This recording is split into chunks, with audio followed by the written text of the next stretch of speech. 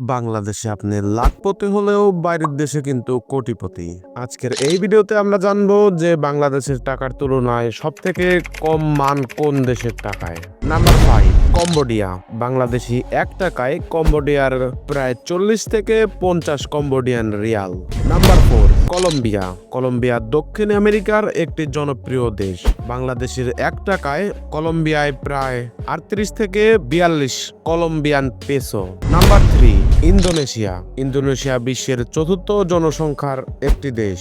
এদেশে বাংলাদেশি 1 টাকায় ইন্দোনেশিয়ান 30 থেকে 140 রুপিয়া। Number 2, Vietnam. মূলত ভিয়েতনাম দক্ষিণ এশিয়ার একটি দেশ। এদেশে বাংলাদেশি 1 টাকায় প্রায় 250 থেকে 300 ভিয়েতনামি ডং। Number 1, Iran. ইরান মূলত মধ্যপ্রাচ্যের বড় একটি দেশ। বাংলাদেশি 1 টাকায় ইরানের প্রায় 400 থেকে 500 ইরানি রিয়াল। এটা সত্যি আশ্চর্যজনক যে বাংলাদেশের তুলনায় এত কম টাকার মান হয়েও ইরান এত এগিয়ে সব দিক থেকে।